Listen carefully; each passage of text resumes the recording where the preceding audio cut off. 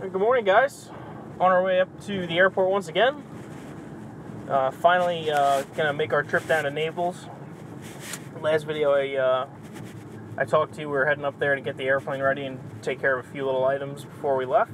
And that was 3 or 4 days ago now, so we wanted to leave a little sooner, but a couple things come up here and there, and we ended up having to push it back a few days. But we are on our way today, so on our way up to the airport now, and still have a few pre-flight items to get done. There's certain things you can get done the day before you go, or even a couple of days before you go, but then again, there are always those things that have to get done on the day of the trip, and a lot of those things that have to get done the day of the trip are some of the most important pre-flight items that you're going to do. Yeah, I can just get large regular with cream and sugar, and plain bagel with butter not toasted. Anything else? That's it. You can put. So with that said, we have to get up there. We have to get the airplane out of the hangar, which is kind of an event in and of itself, where we share the hangar with one other airplane, and because we're the bigger of the two airplanes, we camp out in the back. So we have to move the one airplane by hand and get it out of the way, get the airplane out. We got to take the preheaters off the engines, take the blankets off the engines, static wick covers, pitot tube covers, all the normal walk-around pre-flight items, make sure that we have no streamers on the airplane, anything like that, the obvious stuff.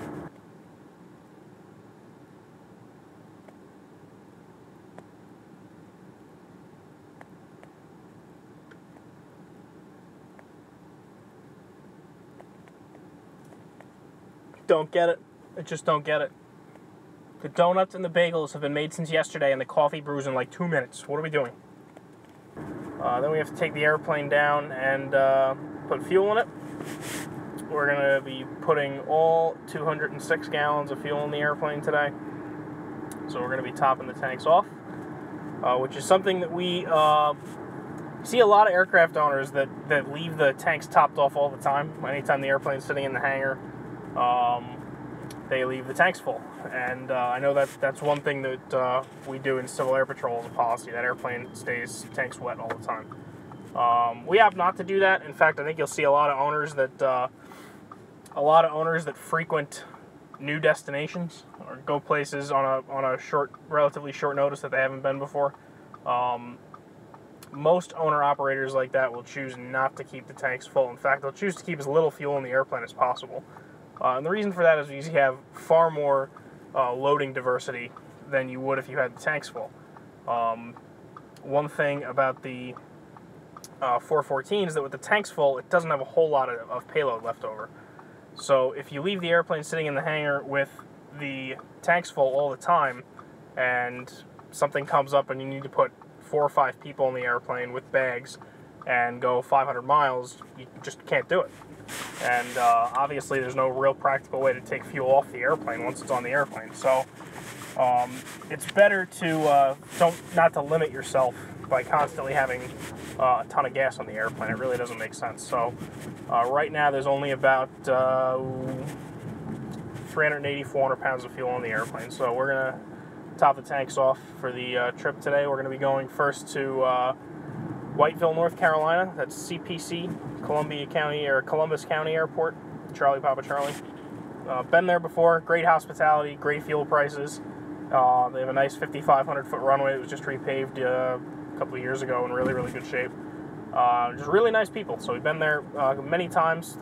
Charleston used to be our go-to stop, and we decided to change that up a few years ago, and we like CPC.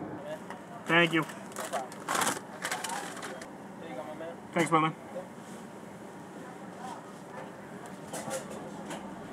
We like it a lot. So, on our way up now, and we'll talk to you guys again once we get up to the airport. So, wanted to take a minute here just before we get on our way down to Naples, Florida here. We're going to take the airplane over to the fuel farm and put some fuel in it. Like I said, we're going to be topping the tanks off. So I wanted to take this opportunity to make this quick video and demonstrate for you a starting technique for this airplane that we use. I wouldn't say it's anything out of the ordinary. This is by no means an original technique. We didn't come up with it. We're not the only ones that use it. But it's not the most popular technique for starting the airplane. Most people use the technique that's in the AFM, and from our experience, that results in much longer cranking times.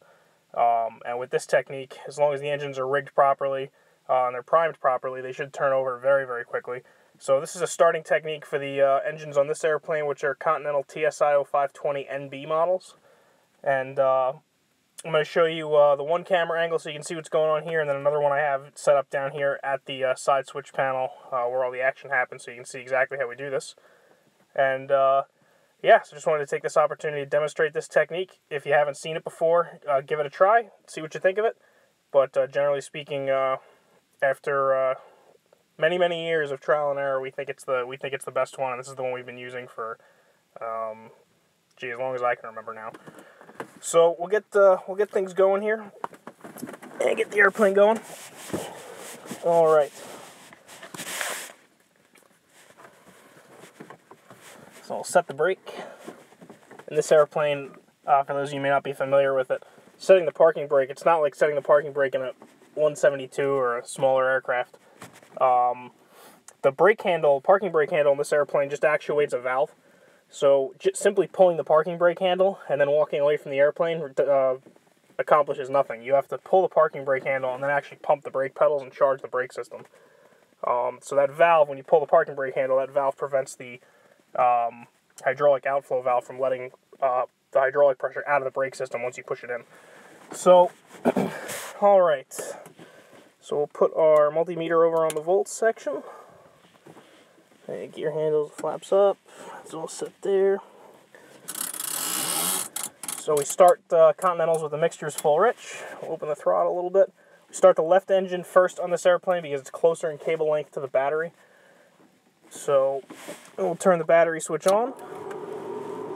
24 volts, I like that, that's good. We'll put our 4 magnetos on. All the mags are on. Now here's where the technique gets different. First thing we do is prime using the high setting on the aux pump instead of the primer switch. So we prime with the boost pumps, and that does two things. First of all, moving the prime switch, all that does is run the boost pump on the high setting anyway, but the high setting is only used in flight in case of an emergency if the engine-driven pump fails. So by priming with the aux pump switch on high, we're doing the same thing the primer would, number one, and number two, we're also verifying that that switch is going to turn the boost pump on if we need it in an emergency. So we start the left one first. We'll go ahead and prime with the left. Okay, that engine's now primed, and then what we're going to do is start button and primer simultaneously until the engine fires, and then let go. It's that simple. So here we go. We're clear on the left side.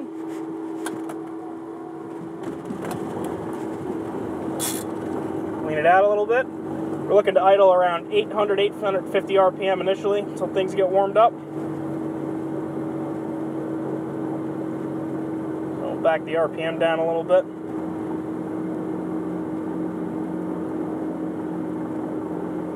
Oil pressure's coming up, left alternator can come on. Nice and smooth.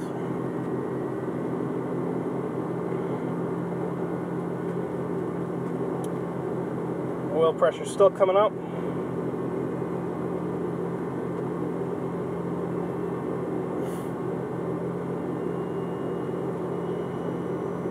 And we'll come over and do the same thing on the right engine. So, right boost pump to high, and the reason I would move it so that you can actually see it. I keep grabbing it like this because this is a lockout switch, so you can't move it up to the high setting unless you lift it up.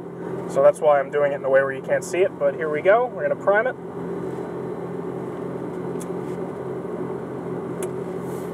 Okay, right side's primed, and then we use starter and primer together.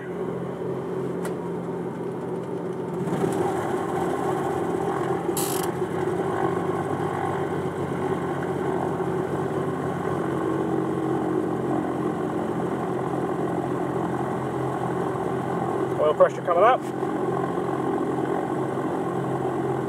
Stabilize, right alternator on.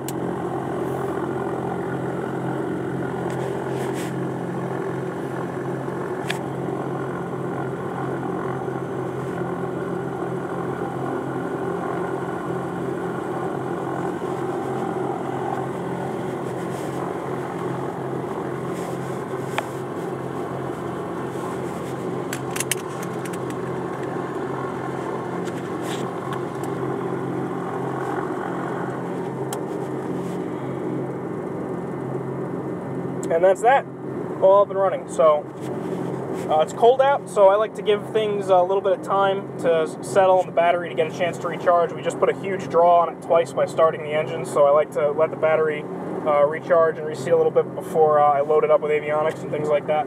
But that's it. That's the technique that we use for starting the 414. It works great with these motors, and also it does a boost pump safety check for you at the same time. So like I said, if you like it, give it a try, and you guys are always welcome here at the S4 Aviator, so like, comment, subscribe, and keep your eyes posted for more videos. They'll certainly be coming regularly.